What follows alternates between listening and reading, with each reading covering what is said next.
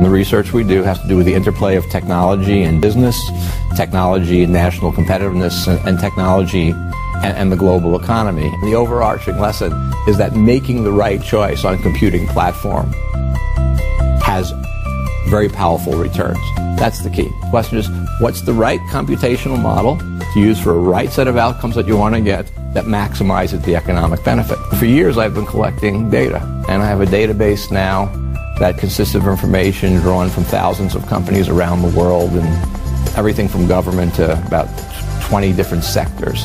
Our study shows that where mainframe is applicable, the massive benefits. Organizations that can make the right choices, the optimized choices, and use the mainframe well, where it's applicable, are getting a massive cost leverage in terms of TCO. But not in TCO in technical terms like cost per MIP or cost per server or things like that, but TCO in raw business terms, such as cost per transaction in retail banking or cost per hospital bed in healthcare in the banking industry, of where this mainframe versus server heavy benefit occurs. The cost per deposit might be 20% less in a mainframe heavy organization.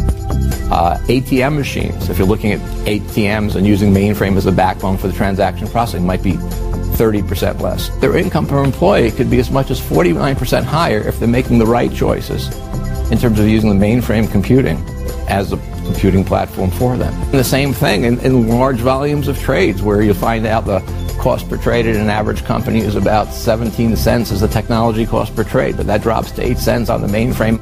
But if you look at the technology cost of an automobile produced in the United States today, and by that I don't mean the onboard computers that run the car, I'm talking about the logistics systems, the customer care systems, things like that that manage the ownership of the automobile and the production.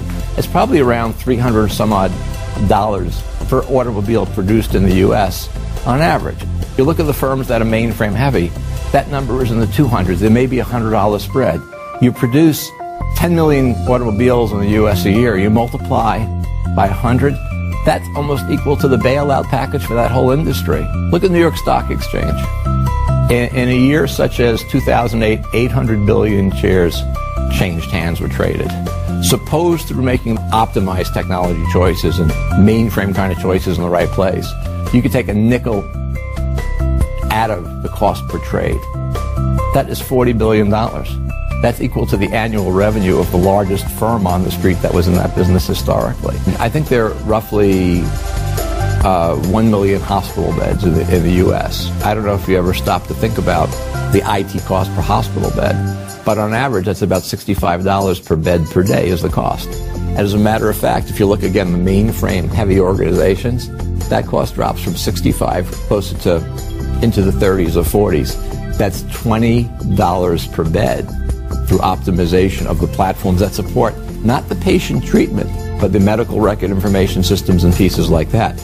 You multiply that 1 million by $20 a day, by 365 days a year, and you're talking about another massive internal stimulus package to be able to recycle value into the front end of the healthcare system.